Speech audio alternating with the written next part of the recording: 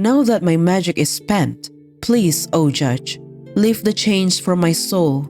Never again consign me to dance alone upon this lonely isle. My last glimmer of hope I offer up to you. That is the description of version 4.2 Masquerade of the Guilty trailer. That right there is our answer. The goal of the Hydro Archon trial, the curse that Furina is under, as well as the true purpose of Neuvillette position as the Chief of Justice in Fontaine. Allow me to break it down to you and offer my 2 cents as to what it means. As always, this is just a theory, my interpretation of the trailer in relation to what we've known throughout our conquest so far, a speculation of how the story will unfold. Disagreement and or additional opinion is very much welcome, so drop them all down in the comment section below. However, if you're looking for a full breakdown of the trailer, which dialogue belongs to which quest, things you've missed from the trailer, this is not the video for you. With that said, let's get to it. Do you know what's the one thing that caught my attention as soon as the 4.2 livestream started? This part right here. You can be rest assured that I, Furina, the god of justice, will get to the bottom of this matter. Did you notice that? For once, Furina is addressing herself as Furina, which is weird and interesting, because throughout our conquest so far, she has only been addressing herself as Fussalors. I, Focalors, hereby welcome you to the nation of Hydro. I am the Hydro Archon of Fontaine, Focalors. She has only been addressing herself as Fussalors, but not this time. And this is also pretty consistent throughout the trailer. I, Furina, will use this trial to show the world the true meaning of justice. And then when she finally used the name Fussalors, it is as if she is addressing somebody else instead of herself. The trial of the Hydro Archon, Seem to remember Focalors, will now This trial. The trial of the Hydro Archon, Fussalors, she said. The trial that has been hinted at in the Hydro Gemstone, the trial that resulted in the Oratrice sentencing the Hydro Archon to be punished via the death sentence. Clearly, they're trying to make a distinct separation between Furina and Fussalors, right? The duality concept is taking the spotlight, finally. This is something that I have proposed in a previous video, and I believe you have noticed as well. Furina is duality coded. The different eye colors, the different colors of her gloves, and now, as we've seen in the live stream, the different colors of her outfits. Although, funnily enough, I don't recall any of the VAs pointing out the different colors during the live stream, which I think they did on purpose because they wanted us to believe Furina and Fussalors to be one same person.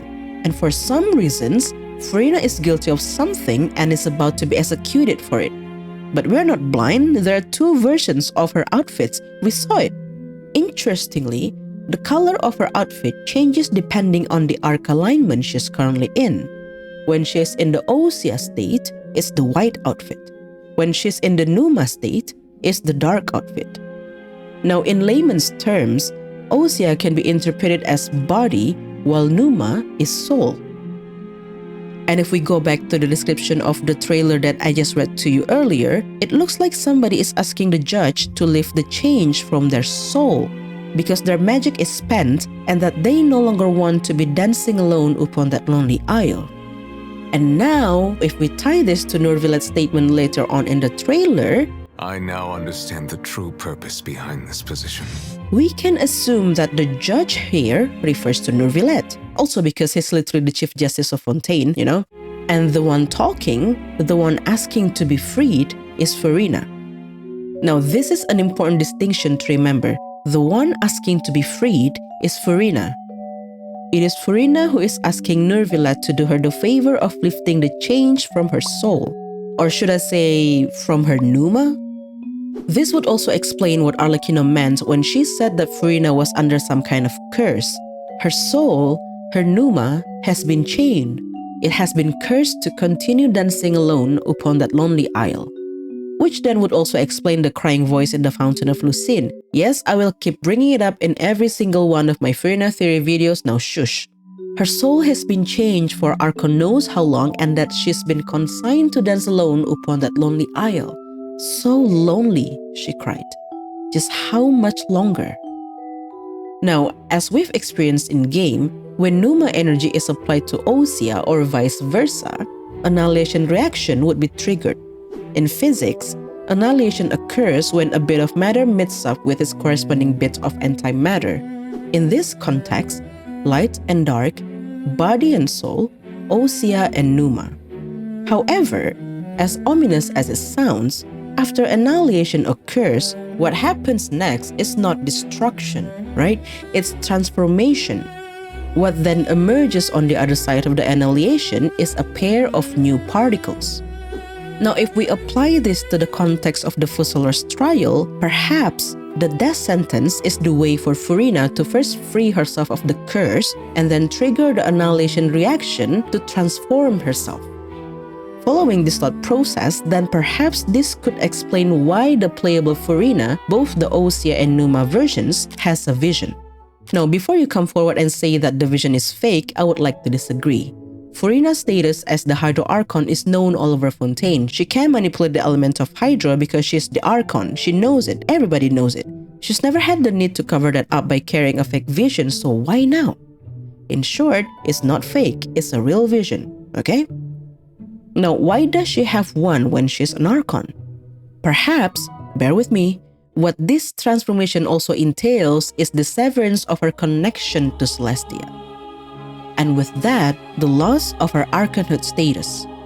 Which then would also explain why, despite his evident rejection of the idea of restoring his Dragonhood power, it is heavily hinted that Neuvillette would eventually get it back. Perhaps, Neuvillette indeed never wants his Dragonhood power to be restored as long as Furina is around, right? But Furina and Fussalors both have been hiding their plan even from him. She has been acting all along, as I've suggested in this video, deceiving not only all Fontainians, but also her very own trustworthy Iudex. Hence his line of Furina, you're a devious one, and Furina, why did you deceive us? And now that he's a allegedly fully fledged dragon, perhaps he would be the one to bestow the vision to the now very much human Furina. As to what Furina means by the farewell to Neuvillette towards the end of the trailer, I think there's no ill intent behind those words at all. In fact, to me it sounds like a well-wished farewell from an old friend to another. Because if Neuvillette's Final Ascension voice line is really a spoiler and anything to go by, once his Dragonhood power is restored, his next goal is to judge the other Archons, right?